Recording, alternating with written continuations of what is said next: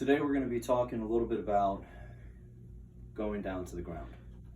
I'm going to start off with a single leg fall and a couple of important things to remember about some of your groundwork, whether you're falling or going down to the ground and so on, is if you're going down to the ground, don't fight it. If it's a situation where you're going down and nothing outside of divine intervention is going to stop it, you need to make it work. If you look at individuals, especially around wintertime, who maybe have their arm in a sling or a cast on their hand or a wrap, whatever, and you ask them what happened. A lot of times you're going to hear the story, well, I was walking along, I stepped on some ice, I slipped, I tried to stop myself, and in their trying to stop themselves from going down to the ground, they made the injury worse. So being able to get to the ground and get yourself there and minimizing the amount of damage done, because let me tell you, I don't care how good you are at falling, if someone is slamming you on the ground, it's gonna hurt. So we are out to minimize the damage and put ourselves in the best possible place to fight from.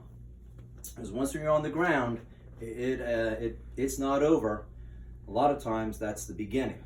So with that said, we're going to work our way through the single leg fall, and in that we're going to discuss some very basic principles that apply to all of your falling and a lot of your rolling and so on. So first thing is we're going to start off with a controlled descent. Now, when I talk about a controlled descent, that means that you're able to control yourself going down to the ground and you're able to come back up. So if I put one leg out and I start going down to the ground, if I'm able to come back up, that's my controlled descent. When I'm going down and I reach that point where I cannot come back up, that is where I get into my involuntary descent. All right, and there all I'm doing is gravity's taking over. Now, why your controlled descent? Why getting as close to the ground as possible before your actual fall begins?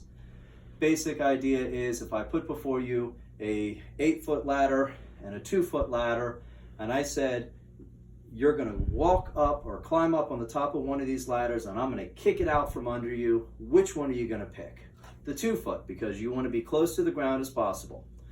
So when you find yourself that you're going down to the ground, best thing to do is get down there, control it. So putting one leg straight out in front, I will then go down until I hit the point of no return, and then gravity takes over and I go the rest of the way down. Now, what I often recommend to people is sometimes just start off getting a sense of where that is. Now right now I'm on a kind of a cushy mat, so that's an added challenge as far as that controlled descent. If I'm on a firmer surface, and hopefully the camera's still picking me up, I have more control because I'm on a firmer surface. The mat just adds a little bit more challenge, and more challenge means more fun. So my legs can go straight out in front of me. I'm going to go get as close to the ground as I can until I hit the point of no return, at which time gravity will take over and I will hit the ground. Now, when I hit the ground, I want to try to disperse that energy as best I can. It's almost like taking a strike and reversing it. If we think about it, a lot of times if we're throwing a punch or we're doing a kick or whatever, what we're doing is we're taking all of our energy of our body and we're focusing it into a single point. And that single focus of all that energy makes that strike that much more powerful.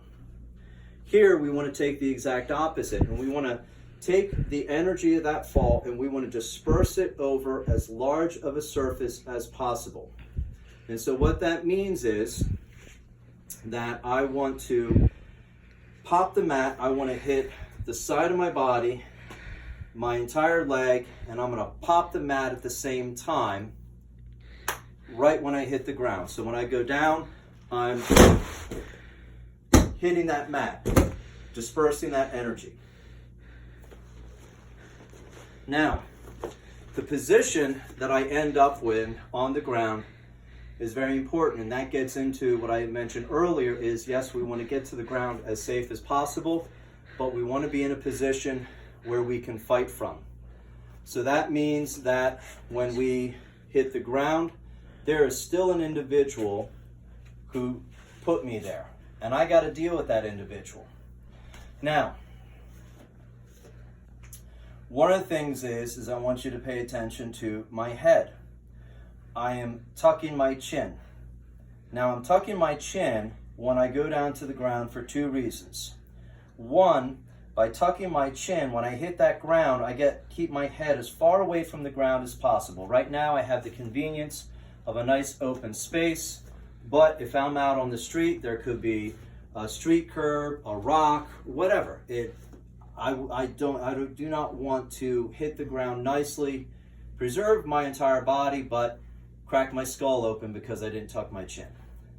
Second thing is, by tucking my chin, I help stabilize my equilibrium, which means when I hit that ground, I'm going to have better awareness of what's going on. I'm not going to be quite as shaken up. Now, my preferred is that when I go to the ground, in this particular instance, I'm going down, I'm on my side here. My guard is up. I pop the ground immediately. As soon as I pop that ground, I get that guard up. My hands are up. My head is off the ground. I don't want to have my legs one on top of the other. It's too easy for someone if they were to step on me. I'm pinned. I'm here. I can kick. I can use my elbows. I can move. I can shift to my other side. There's a lot that I can do from this position. Now, this is a minor thing, but I still consider it a very important thing. Whenever you get up, one thing I always tell my students is your hands do not touch the ground. Practice standing up without your hands touching the ground. Keep your guard up the whole time. I would say this whether we're working combinations, doing drills, groundwork, whatever it is, sparring, keep your guard up, keep your guard up, keep your guard up. That includes when you're going down to the ground and when you're coming up. So again, if someone comes in, that leg is taken out, you're going down to the ground. And again, this is a very basic standard fall, and there's a lot of variations that are built off of it, but it's the fundamental principles that I want everyone to remember. I'm going to the ground, control it, make a lot of noise. The louder it is, usually the less it hurts. Make sure you're in a good position that you can fight from, you can deal with whatever you're going to deal with, and when you get back up, remember, that guard stays up the entire time.